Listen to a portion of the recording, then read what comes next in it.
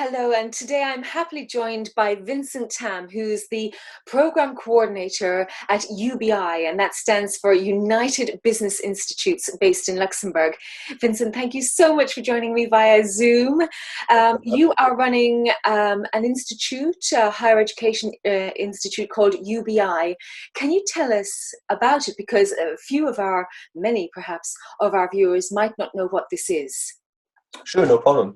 So UBI is a private business school that actually was founded back in Brussels, and we opened our campus here in Luxembourg in 2013, and it was also opened in China a few years ago. So we have a campus in Shanghai too. So our institution specializes in providing here in Luxembourg a bachelor's in business studies. In Brussels, we actually have an MBA program as well. And Shanghai specializes more in MBA, kind of the doctoral business side of things. In Luxembourg, it is a practical MBA that is validated by the University of Middlesex. So as a result, we have a unique kind of USP where we actually provide a British degree without being in the UK.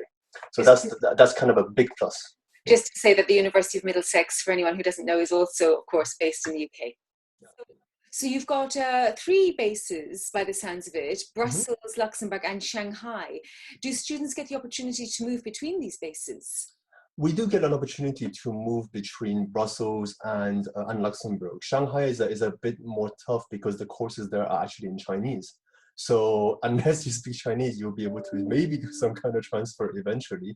But we are setting in motion some kind of a doing business in Shanghai kind of a trip for students.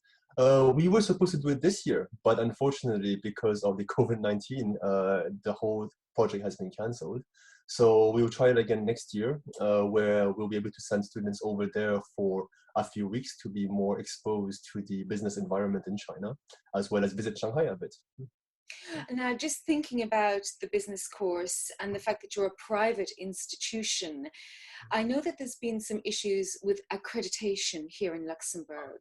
Tell us a bit more about that. So actually, UBI Luxembourg was actually accredited by the government since its conception. And in 2018, under my understanding, is that the new government had this new ambition to kind of boost research within the country, as well as kind of the public, how do we say, higher education sector. And as a result, for some reason, a lot of private institutions actually, including ours, actually lost their accreditation for the higher education in Luxembourg. So we are lucky because we are still validated by the Middlesex University, but some other institutions are not so lucky. So therefore, some of them had to close certain departments, no longer recruit any more students, are in quite a bit of trouble. So this is a huge impact on the general education of Luxembourg, which we believe is a little bit strange actually, because we see our institutions as all complementary, being able to promote internationalism, bringing students in from abroad. But because of the lack of accreditation, the government does not issue any student visas for students coming from outside of the EU. So that greatly hinders the amount of students that could come from an international background. Yeah. Well, there's a lot to unpack in that very full answer you've just given me. Let's start with the fact that you're still accredited by the University of Middlesex. So that means that you can continue to operate, and the students who you still have and still continue to come to you will end up, if they pass the exams, with a degree. Exactly. So we before were offering a dual diploma. So it was one that would be issued by University of Middlesex, and we will also have a Luxembourg diploma that will be issued in unison. But now, since we've lost the accreditation in 2018, then we can only offer the British one. So as I mentioned before, we are lucky that we can still do that. Some other institutions, they only have their own program that used to be accredited by Luxembourg, and now it is no longer accredited. Therefore, the students, I'm not too sure what's happening with them. They may be able to finish their current course, but they're not allowed to recruit any more students because the program is not accredited by the government. And why do you think the government have decided to do that? Can you name some of the institutions that have lost their accreditation, for Well, instance? of course. So I know that BVI, for example, has lost their accreditation through a process of kind of contestation. I do believe they got it back temporarily, but apparently that is in itself is being contested by the ministry again. So there is a battle going on, and I do know that another institution, I believe, is USEC, who closed a few departments because those programs were no longer accredited. So the reason behind this, I joined UBI as the program coordinator in November. So, but according to what I know, apparently, Luxembourg as a whole, the research, how do we say, level is not sufficient for on the compared to our neighbors.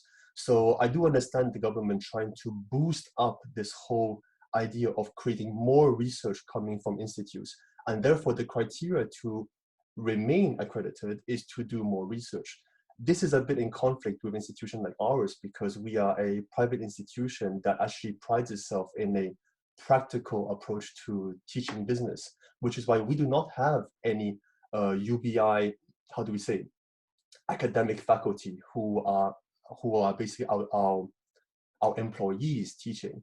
We actually hire external consultants and people who are on the field, so professionals, entrepreneurs, who work at least 5 years in the respective field to be able to give the courses.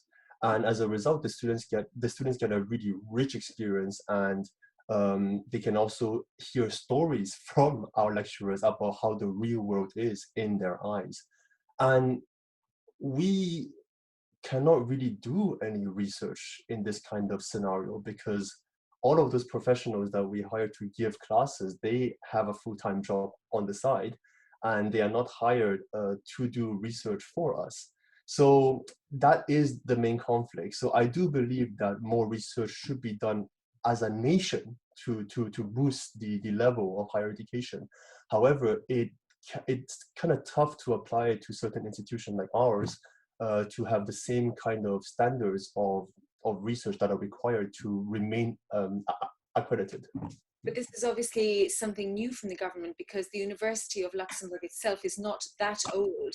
And before that was in existence, there couldn't have been much research coming from Luxembourg. And by the very nature of it being a very small country, it's difficult in Absolutely. itself for that to happen. So now we're in a situation here where there's contestation, as you said, with the government about the accreditation needed for these higher institutes. Do you feel there's a place for higher institutes such as yourself to continue to give that hands-on approach to teaching? I assume you would think this because your faculty is also working and teaching at the same time, and for that to be in parallel to the University of Luxembourg? Absolutely, because I see it as a two different approach towards the ultimate goal, which is educating students, preparing them for the real world. And I don't even see it as a competition because we actually work together. We attract different types of profiles from an international stage. With the loss of accreditation, we can only hire from the EU now. But it's a problem for you because you also have a base in China, and I imagine you.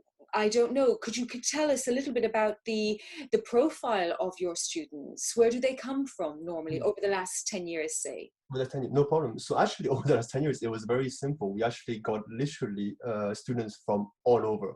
I taught some students from China, from different countries in Africa, from South America. But the problem is that these were possible because the government granted study visas for these students coming from abroad. However, that was only for accredited institutions. Now, without the accreditation now, we are forced to only recruit students from the EU. And that's a real pity because we do get a lot of requests from outside of the EU, and we have to tell them that you are very, very welcome to apply for UBI, but you have to go through the process of applying for a study visa, which in our experience is very difficult. And truth be told, in the last couple of years, we had no students coming from outside of the EU because of these restrictions. So coming back to your initial point, I do think there is a way for us to work in parallel with the University of Luxembourg, because quite a few of our students, after graduating from UBI, go for a master's at the University of Luxembourg, or they remain in the country to work full time. So I believe that all kinds of education is beneficial for any nation. And it's just a real pity that we do have some restrictions on, how do we say, administrative, governmental, or political level, which stops the country from growing. Yeah. And thinking about your base in Brussels, you said, I think from memory, they offer master's courses. So is their situation and accreditation different within Belgium? They actually were, I believe they were never accredited by the Belgian government. However, right now, we are actually in the process of obtaining the NVAO accreditation, which is actually a Belgian higher education accreditation. We were supposed to have finalized it by now because the audit was supposed to have been done in March. But however, with the situation going on, everything has been postponed. So that's a real pity. But there was a whole year of work that was put into it to obtain accreditation from the Belgian government. And right now we are just putting it on hold. So the status quo still applies. We will just offer the UK program until we can actually obtain the Belgian one. Now, thinking about the crisis, the COVID-19 situation, which is affecting all education worldwide, how has that been for you? I assume you've had to move to online learning. Yes, absolutely. So actually, I'm quite proud to say in a way that I believe UBI Luxembourg was one of the, if not the first one to apply this rule in the whole country. Because coming from a Chinese background and also being in Shanghai at the beginning of January, I saw how things were starting to pick up and were starting to become bad. And the thing is, I saw that, but however, the large majority of people, including our government, may not perceive this as urgent as it actually is. So when things started to pick up here in Luxembourg, I just made the conscious decision that our students' health comes first, their fears come first, and their parents' fears also come first. Therefore, in this case, I decided to close the school a few days before that the government announced its closure, and then move on to online platform directly. So with I think a week later, the Belgian government announced the lockdown as well. So UBI Brussels also were forced to close.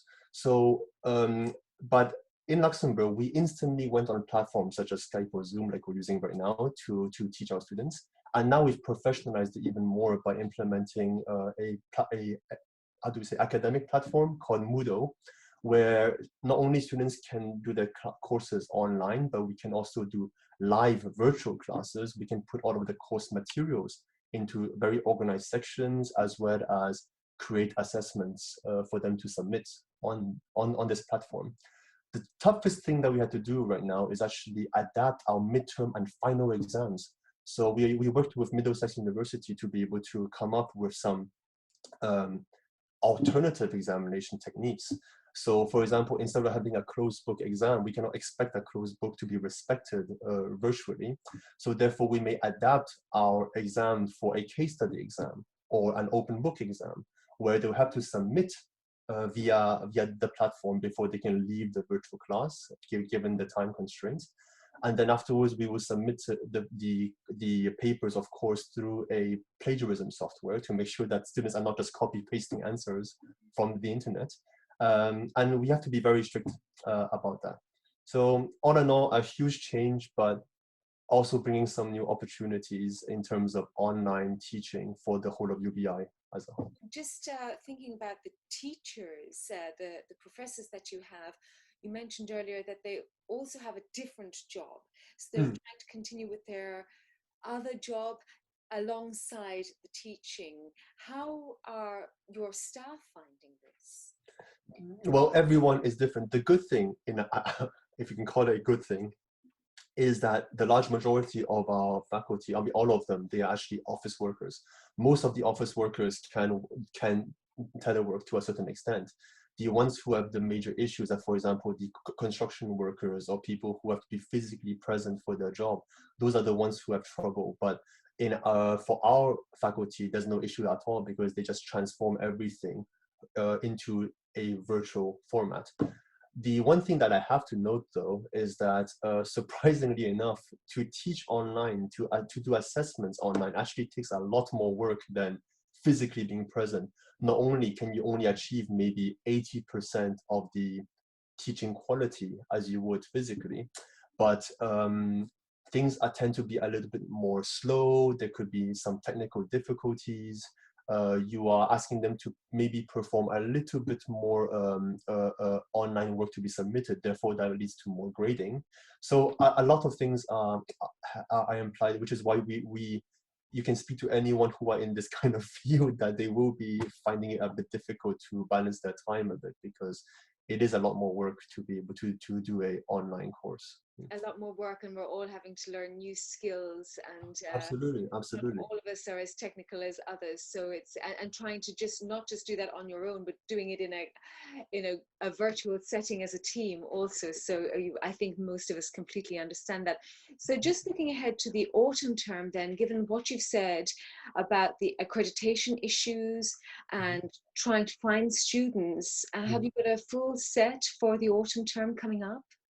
Well, we've actually started to ask students to apply. So we do have quite a few applications that are coming in, but these are via, how do we say, students from the country, from Luxembourg, who actually already know UBI, so they just apply anyway. And we also have some success in recruiting students from the EU. However, we do see already that there are less applications than previous years. So according to the seminars that I've been following and the team in Brussels sharing their experience as well, overall, the universities are experiencing lower applications from students who prefer to defer their application maybe for the next year, take a gap year, work instead. So it will, of course, impact recruitment, but we just hope that in light of the situation, because everything is moving online, that students may be kind of getting the hang of it, so they would still apply for the university and kind of and join us maybe virtually at first before physically being able to come. At UBI, we have not changed our dates at all. So as you mentioned, our final exams are still set. Our term will still begin at the right time.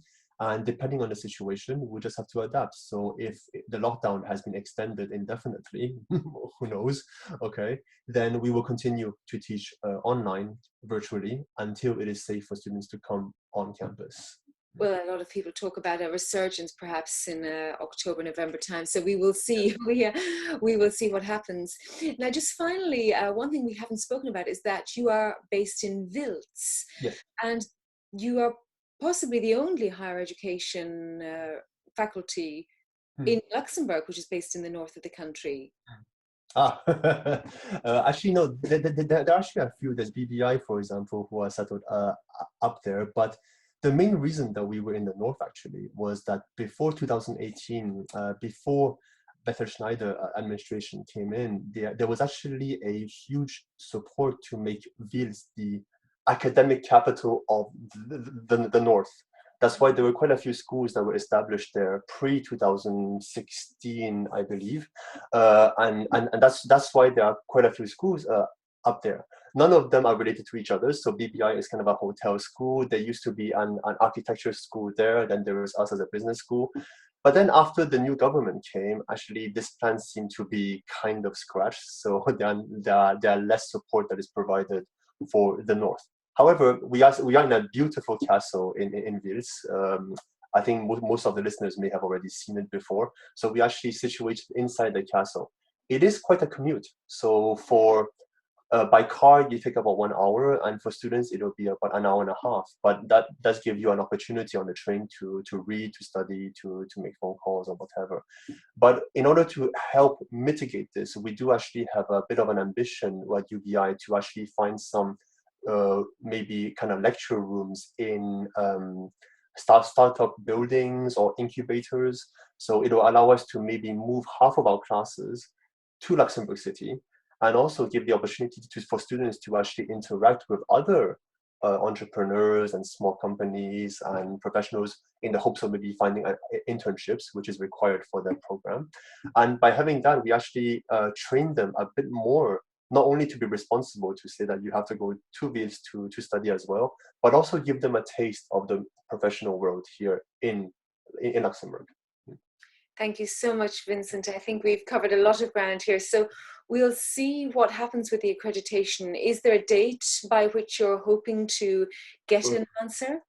We were supposed to have gotten some answer these last couple of months, but in light of the situation now, it has been extended indefinitely. So we don't know when we'll receive an answer. But I really hope that that the Ministry of Education does see that all schools working towards education, whether it be higher education or lower education, that it is beneficial for the country as a whole. And we should not be judging a fish by his ability to climb a tree. So there should be different kind of criteria set for different institutions. And it also opens up your world to international students, which Absolutely. is a great thing for Luxembourg and very much at the heart of our RTL Today audience. So thank you so much, Vincent, for your time. And we wish you and your team all the best with the continuation, and of course the students, of the online learning, and particularly to the students in their final exams, which will be taking place in a virtual world by the sounds of it. Absolutely. Thank you very much for having me. Thank you, Vincent. Thank you.